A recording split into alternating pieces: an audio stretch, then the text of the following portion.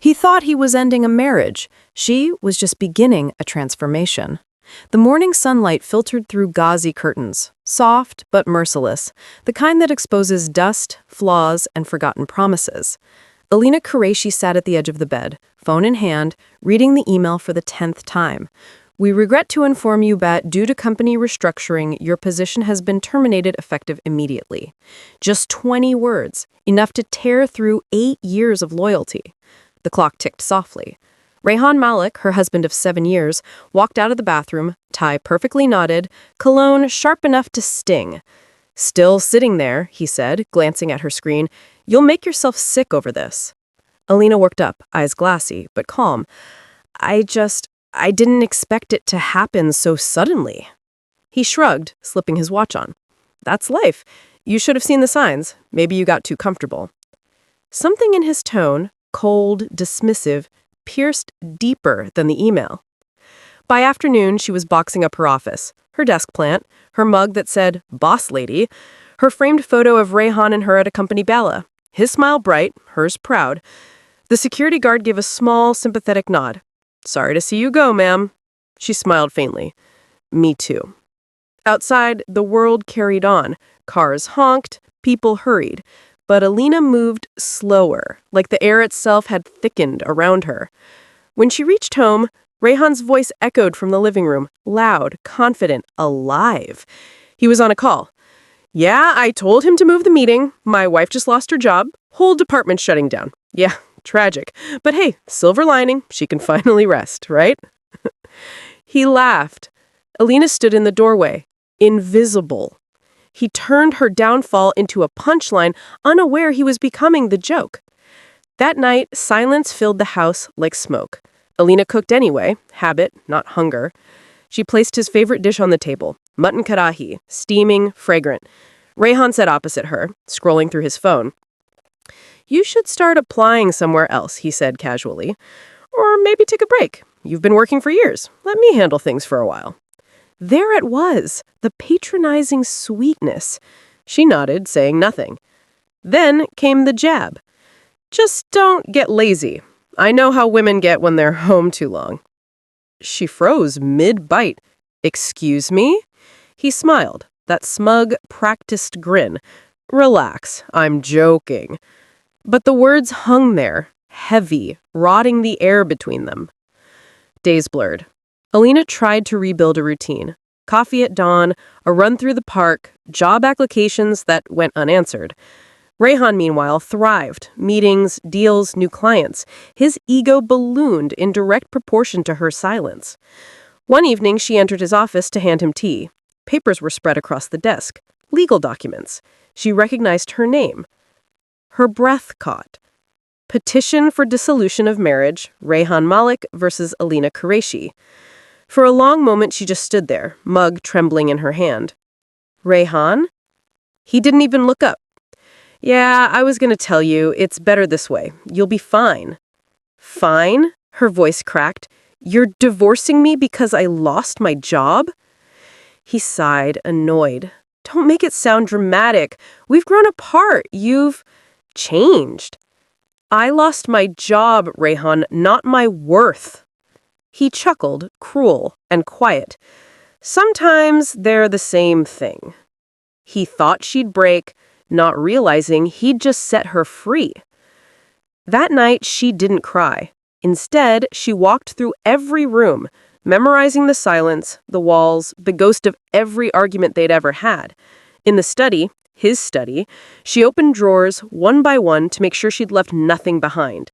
That's when she found it. A slim black folder. Her handwriting. Her old logo sketches. Her notes. The startup proposal she'd once drafted for an idea he'd called a childish dream.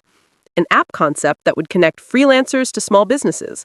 Something she'd quietly refined in stolen hours between meetings and midnight coffee. She flipped through the pages, her old energy sparking like a heartbeat resurrected. Her name at the bottom of the pitch deck, Alina Qureshi, founder and creative director. She whispered to herself, "He took my peace, not my potential."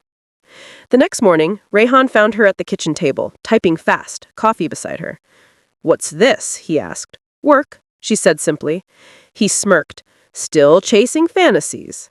She didn't answer. She just looked up, smiled faintly, and said, "You'll see." He laughed at her ambition, unaware it would soon rewrite her story. Days became weeks. While Rehan prepared his legal exit, Alina prepared her rebirth. She called old colleagues, reconnected with mentors, polished her prototype, and built her website from scratch. Each sleepless night carved strength into her silence. Her home became her war room, sticky notes on walls, coffee stains on dreams, and the quiet hum of a laptop that never slept. One night, while she was sketching out a potential pitch deck, Rehan walked in. "You're still at it," he said. "You really don't get it, do you? You're not cut out for this startup nonsense." Alina looked up, eyes calm, voice steady. "I was cut out for you once. That was the real nonsense." He blinked, taken aback by her tone. The woman he belittled was becoming someone he'd no longer recognize or deserve. A week later, she stood outside the divorce lawyer's office, holding her copy of the papers. She signed with a hand that didn't shake. When she walked out, the air felt lighter. Freedom had a strange taste, bitter, yet clean. Her phone buzzed. An email. "We're impressed by your proposal. Let's discuss partnership opportunities. Infinity Tech Ventures." Her heart raced. The same project Rehan mocked had caught an investor's eye. She laughed softly, alone on the sidewalk, the city lights flickering above. He filed for divorce thinking she'd fall, not knowing she'd just been cleared for takeoff. Sometimes rock bottom is the perfect foundation. The city hummed around her, a blur of headlights and voices all rushing somewhere. But Alina Qureshi stood still at the curb, phone still glowing in her hand, her reflection caught faintly in a rain-puddled street. Infinity Tech Ventures. They wanted to discuss partnership opportunities. A month ago, she couldn't even say the word hope without her throat closing.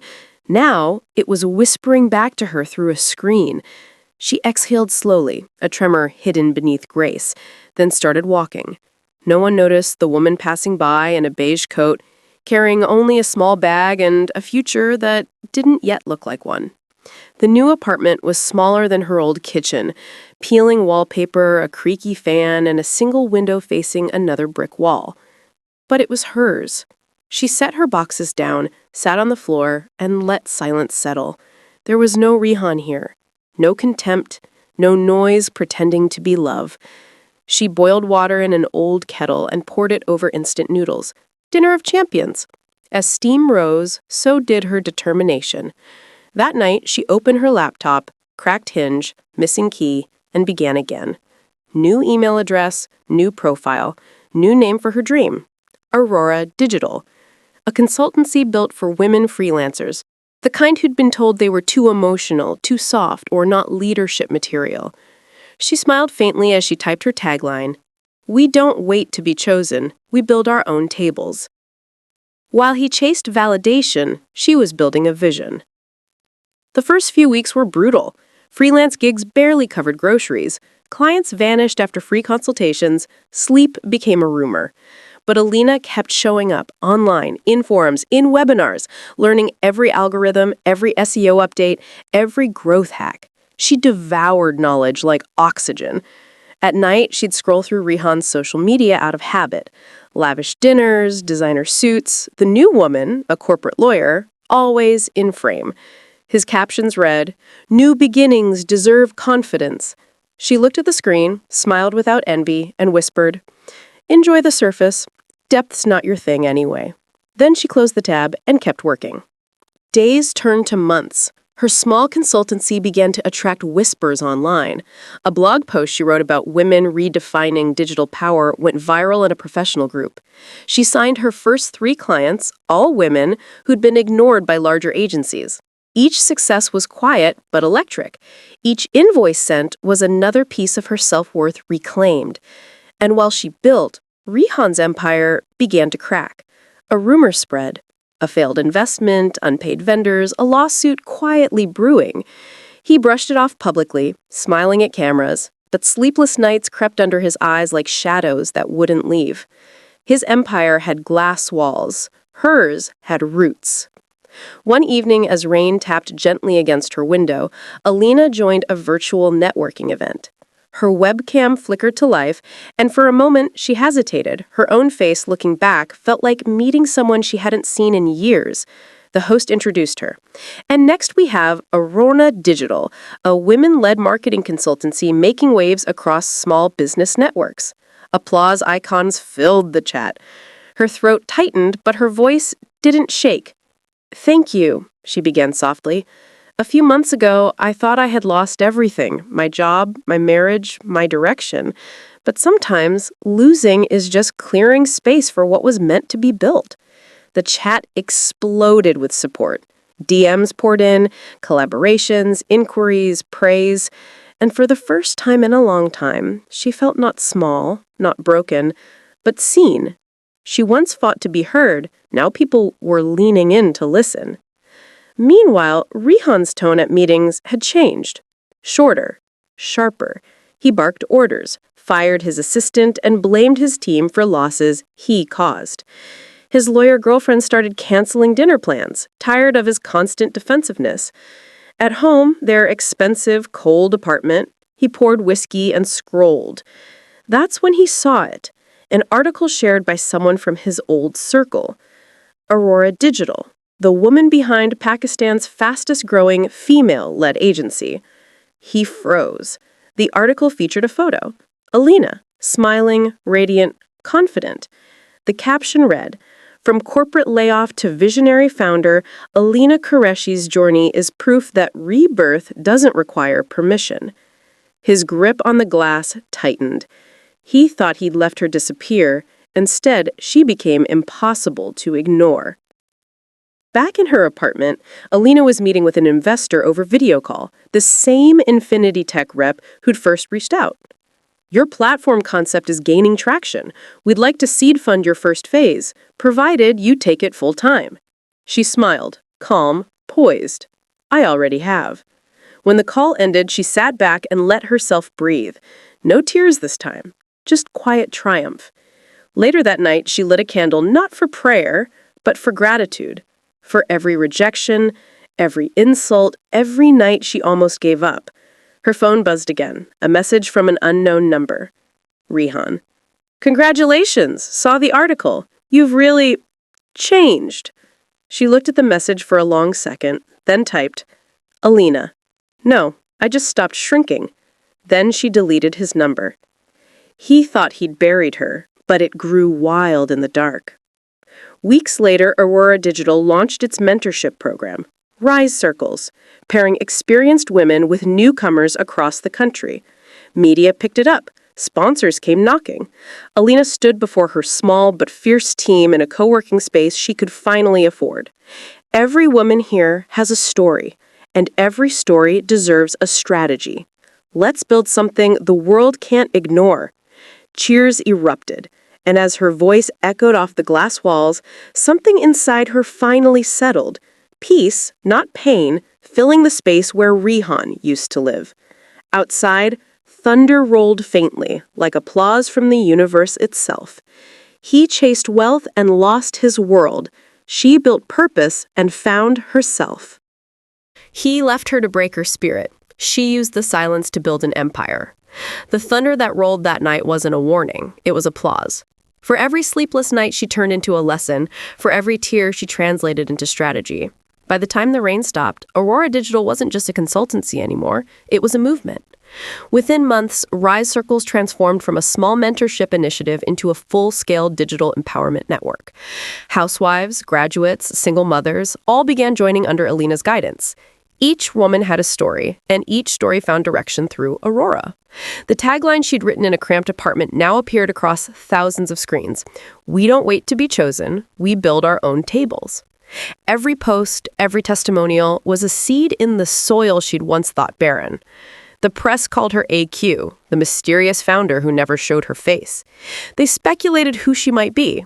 A corporate veteran? A global investor? No one knew. And that anonymity gave her freedom. He erased her name from his world, but soon her initials would haunt his boardrooms. One chilly morning, Alina stood in her new office, sunlight spilling through wide windows. It wasn't extravagant, but it gleamed with quiet pride. On the wall hung framed screenshots of her first client's success stories. Below them, a small plaque she'd ordered herself. Aurora Digital, built from ashes, made for light. Her assistant Santa entered with excitement. "Ma'am, the conference invitation came through." Alina looked up. "Which one?" "The Global Women in Tech Summit. They want AQ as their keynote speaker." For a moment, she didn't move.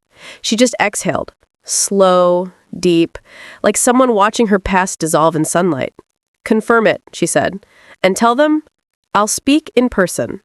The woman he'd tried to silence was now being handed a microphone. At the summit, the stage glittered with lights. Hundreds of professionals filled the hall, cameras flashing. When Alina stepped onto the stage, whispers rippled, the first public reveal of AQ. She stood tall, dressed in a white suit, eyes steady, voice calm. She began, "When people leave you, they think they've taken your strength with them. But sometimes, that's the moment you finally find where you stored it." Applause thundered through the room, and in that roar, she heard every night she spent doubting herself dissolve. After her talk, investors lined up to meet her. One handed her a proposal packet. She glanced at the top page. The logo read, RM Holdings, and below it, the signature, Rehan Malik. Her smile didn't falter. Inside, her pulse didn't race, not with pain, not even anger, just recognition of irony so poetic it almost felt scripted. He thought he'd left her behind. Now he was unknowingly standing in his queue. That evening back in her office, she placed Rehan's proposal on her desk. Santa entered hesitantly. "Should I schedule the meeting?" Alina looked out the window, the city glowing in gold reflections. "Yes," she said softly. "Let's give him an appointment." 2 days later, Rehan Malik walked into Aurora Digital's lobby, his suit crisp, his confidence rehearsed. He was older, sharper, and a little more desperate than before. He adjusted his cufflinks, nodding at the receptionist. "I have a meeting with Ms. AQ, he said, unaware of the name's weight. The receptionist smiled politely. "She'll see you shortly, Mr. Malik. Please have a seat." He glanced around. The place was elegant. Modern art, women-led campaign posters, quiet efficiency humming everywhere. "Impressive setup," he muttered to himself. "Whoever she is, she's good." Behind the glass door, Alina watched from her office. Calm, unreadable. Not with vengeance, with mastery. Once, she waited for him to notice her worth. Now, he waited for her appointment. The door opened. "Miss AQ will see you now," the assistant said. Rehan stood, buttoned his jacket, and walked in. His gaze lifted, then froze. There she was, sitting behind a glass desk, poised, professional, breathtakingly composed. Her eyes met his, steady as marble. For a heartbeat, the room fell silent. Then she smiled. "Welcome to Aurora Digital, Mr. Malik. Please, have a seat." He hesitated, lost in disbelief. "Alina?" She tilted her head slightly. "It's AQ now." He came to pitch a deal and walked straight into his own reckoning.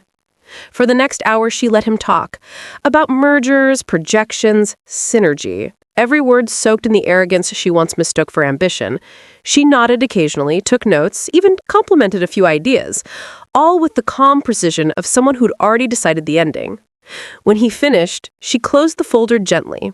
"Your proposal is ambitious, but before we proceed, there's something you should know." He leaned forward. She met his eyes, and the softness was gone. "This company," she said, "was built from the ground you left me to fall on." He blinked. Her tone didn't rise, it cut. "And while you were rebuilding your pride, I was rebuilding my purpose. So if we collaborate, understand you won't be leading this, you'll be learning from it." Silence. Heavy. He swallowed hard, then whispered, "You've changed." She smiled faintly. "No, you just never looked closely enough to see who I was." He once called her dependent. Now he'd need his signature to survive. After the meeting, she walked him to the door. Professional, dignified. When he turned to say something, apology, maybe nostalgia, she stopped him with a simple gesture. "Rehan," she said calmly, "this was never about revenge. It's about recognition. Mine, not yours." And with that, she extended her hand. Good luck." He hesitated before shaking it, realizing too late how much power a quiet goodbye can carry. As he left, the rain began again, soft, cleansing, symbolic. He once threw her out in a storm. Now the rain was hers to command. That night, her office lights stayed on long after everyone left. Alina stood by the window, city lights glimmering like constellations. Her reflection looked back, calm, complete. For the first time, she didn't see the woman who survived him. She saw the woman who surpassed him. Down below, Rihan's car drove off, shrinking into the blur of traffic. She smiled quietly, whispering to herself, "You tried to end my story halfway, but I was never your chapter. You were just my plot twist." He wants to find her ending. Now she was writing the sequel without him. He came for business and met the ghost of the woman he buried. The next morning dawned pale and glassy, the kind of day that carried the illusion of calm before a storm.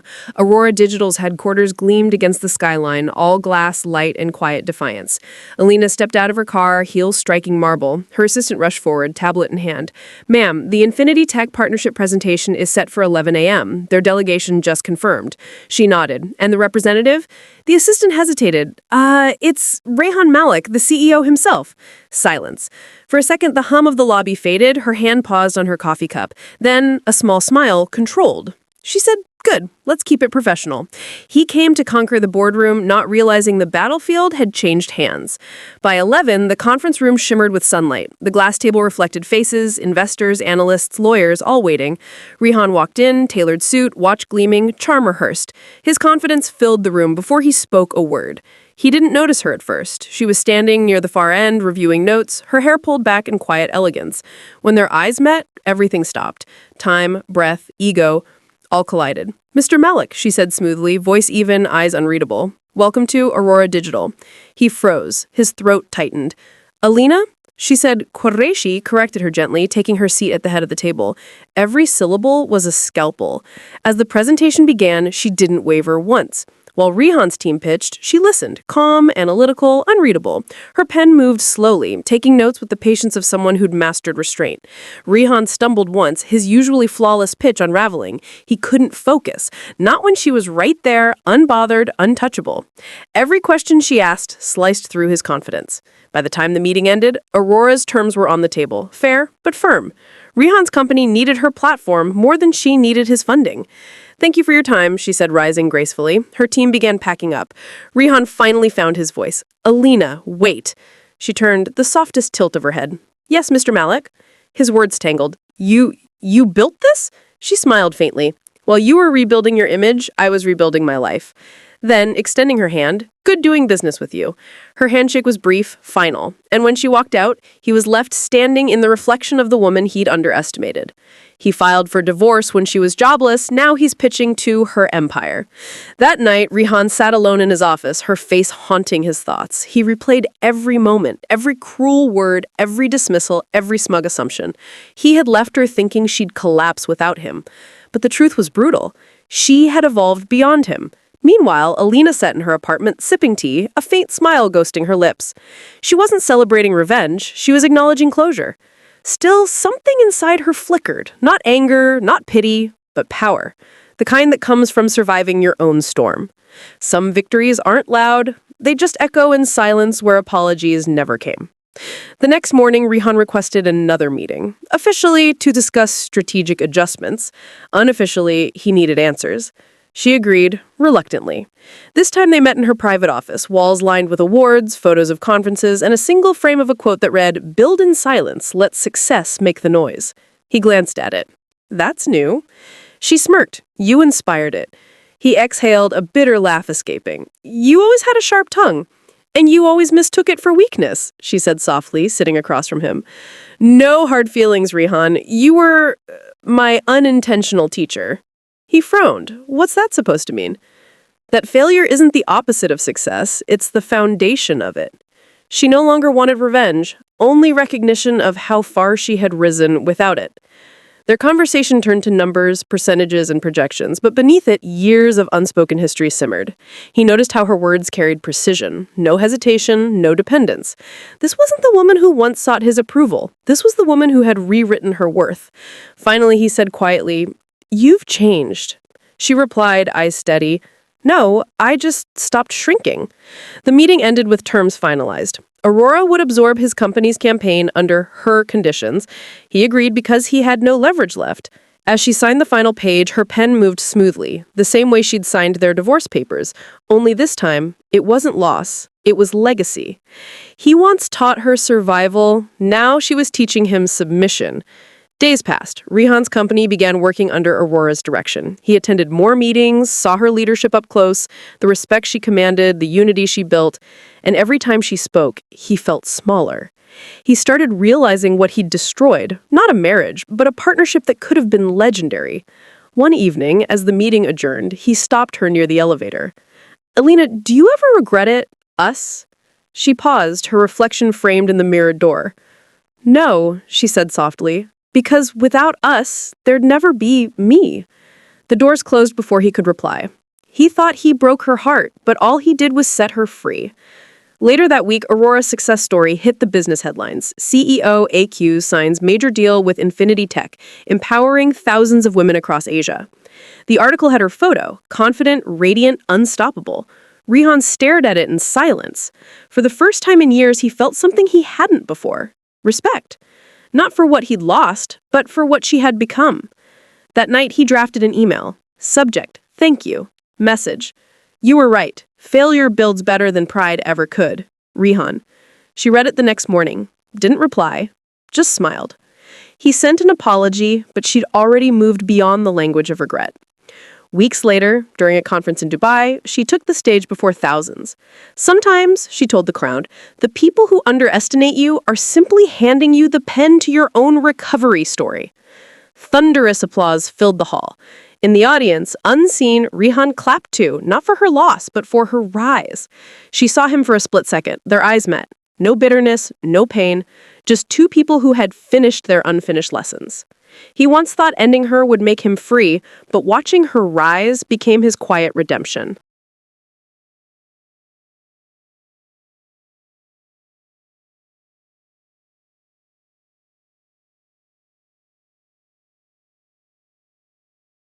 Forgiveness wasn't for him, it was for her freedom. The night sky over Dubai shimmered like molten glass. The conference had ended, but its echo lingered. Applause, laughter, admiration.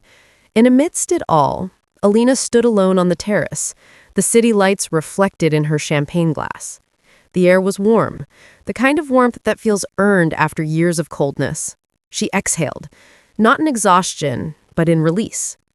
Behind her, soft footsteps approached. She didn't turn, she already knew. Alina. The voice carried hesitation, not authority.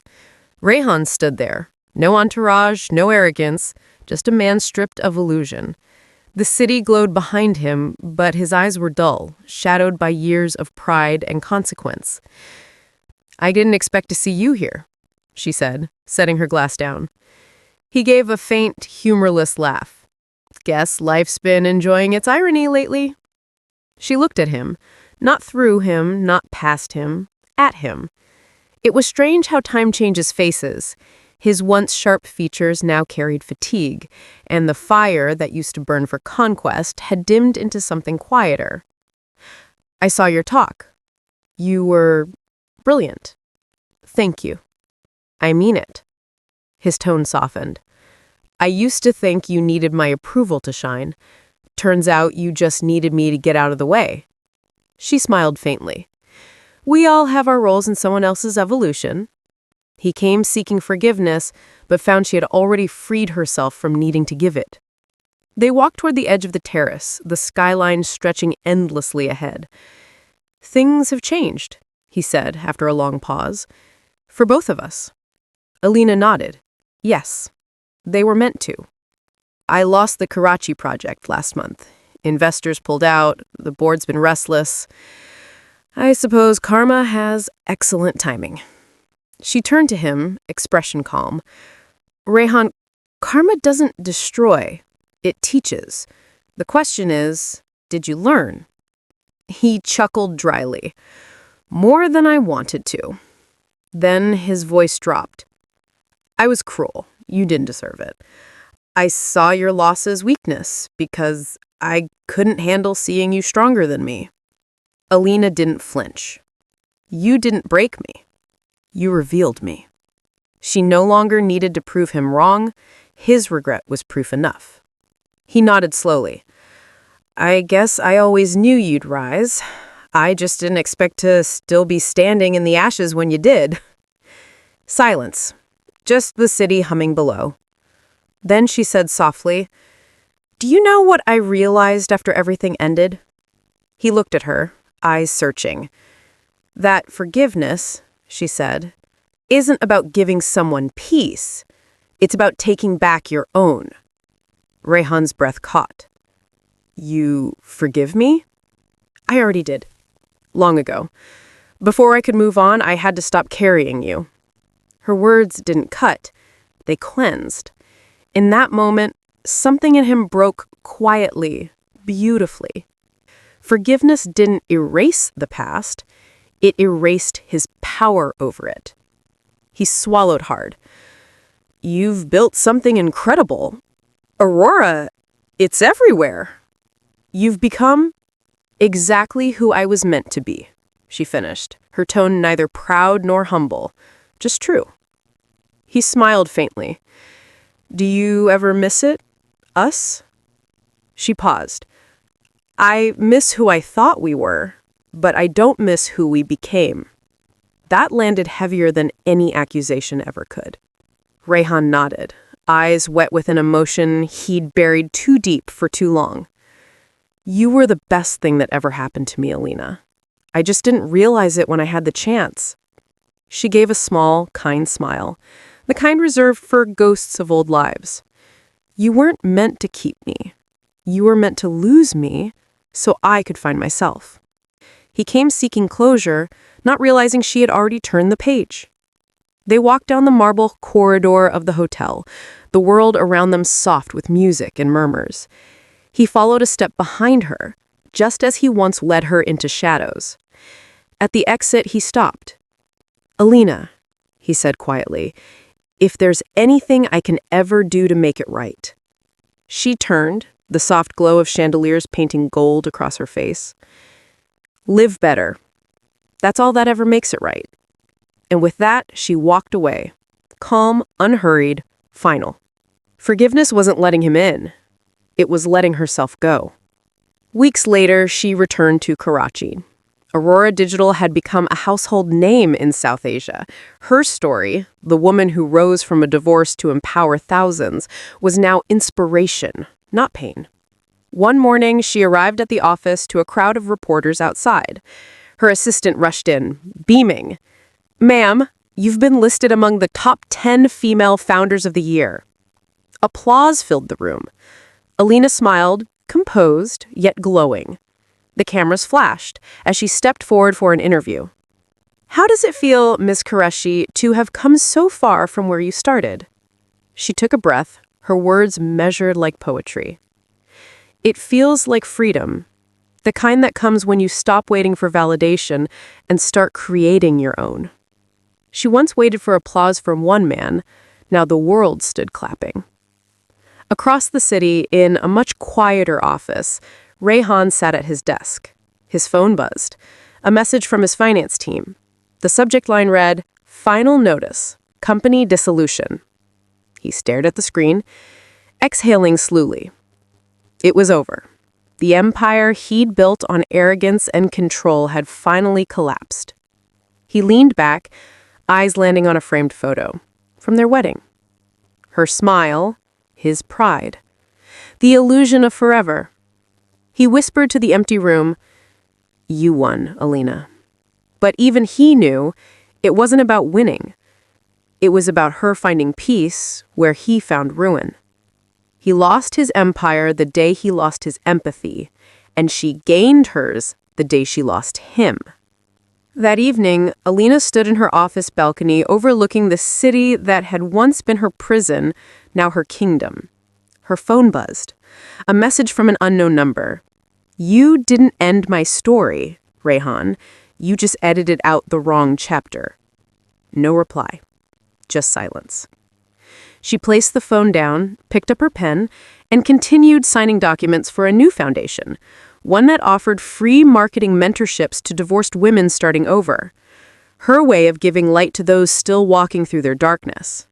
She turned her pain into purpose, and her purpose into power. As night deepened, the office lights glowed against the skyline. She looked at the city below, alive, vibrant, endless. Then she smiled to herself, her final words whispered into the quiet like a benediction. You didn't end my story, Rayhan. You just edited out the wrong chapter. Across town, Rayhan closed his own office door for the last time. He stepped outside into the night. No chauffeurs, no cameras, no noise. Just the echo of everything he'd lost. For the first time, he didn't curse fate. He simply looked up at the stars and said softly, she made it. He divorced a woman who had nothing and created a legend who needed no one. The story closes not with vengeance, but transcendence. A woman rebuilt it not to prove her worth to the man who left her, but to the woman who almost forgot she had it.